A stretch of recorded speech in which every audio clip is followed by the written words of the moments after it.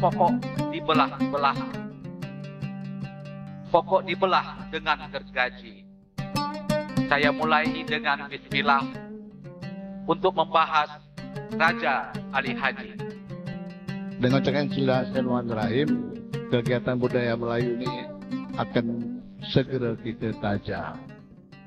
Datuk yang saya hormati, para hadirin dan para pemirsa di mana pun berada, bahawa kami selaku Dinas Kebudayaan yang mengampu atau melaksanakan sebagian tugas-tugas pemerintah di bidang kebudayaan merasa perlu untuk terus menggelorakan semangat-semangat daripada pemikir-pemikir Melayu.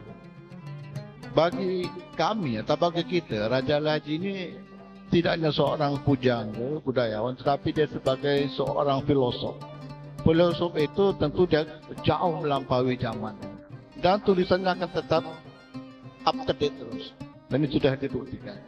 Jadi sebetulnya kalau kita mengamati karya-karya Raja Ali Haji, Raja Ali Haji ini menjadi kokoh ya kepeloporiannya itu karena konsistensi dalam bersikap yang tercermin dalam karya beliau.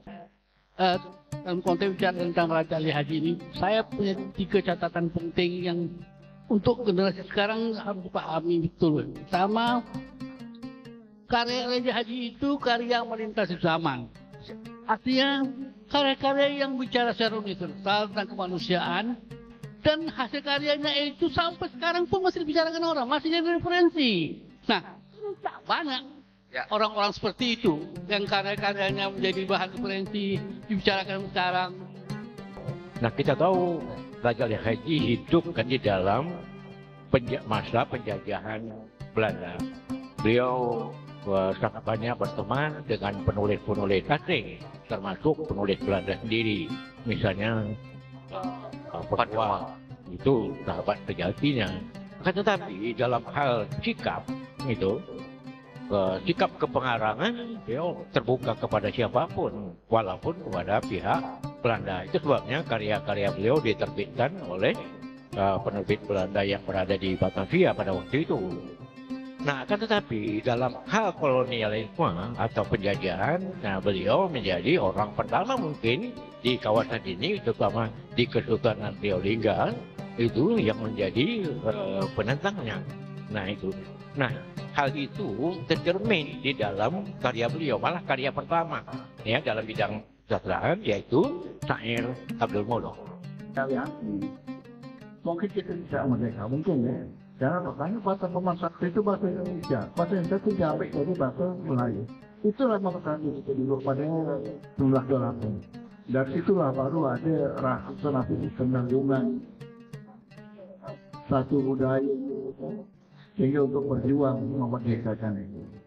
Jadi Raja Ali ini sangat terbesar sekali. Itu termasuk di bidang baru di bidang bahasa.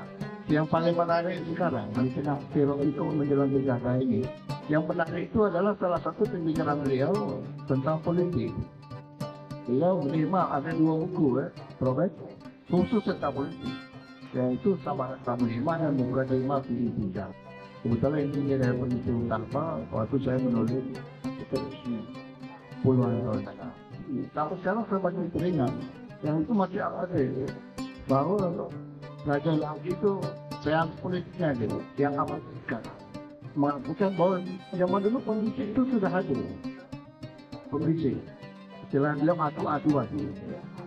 Pengadu tadi itu sudah hadir dari zaman Raja. Sehingga beliau membagi jenis pendidikan itu menjadi 3. Pengadu itu 3. Satu pengadu jenis Melayu, kedua pengadu jenis kawanan, dan 3 pengadu jenis Raja. Bagaimana pada masa sekarang ini seharusnya kita bersikap terhadap belajar Raja Ali Haji itu. Ya, dari mana dia mendapatkan semua itu? Yang dihidupkannya itu genre puisi. Puisi awal, puisi-puisi lama, ya. Gurindam, syair itu puisi-puisi lama yang tumbuh waktu kembang pada itu. Sekarang ini syair gurindam sudah hampir punah, tadi dikenal lagi karena tidak ada hal-hal baru itu. Jadi Kenapa itu? Karena situasi kondisif yang untuk bangun itu yang tak ada, dorong untuk itu yang tak ada. Nah, itu sebenarnya yang harus di sekolah-sekolah mungkin tidak diajarkan gurindam, karena dibaca saja, tapi tak ada gurindam baru. Ya. Gurindam sekarang banyak yang sudah di Kalimantan Selatan, di Malaysia yang masih hidup. Di sini enggak ada lagi seperti itu. Juga syair-syair.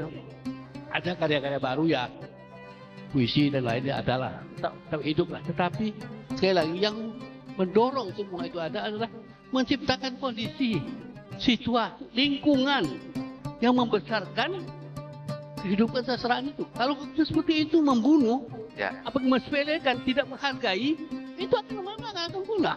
Dan dengan mengharap orang akan bicara soal Melayu nanti di sini tempatnya, jangan-jangan orang bicara soal Melayu kemarin itu pindah tempat lain.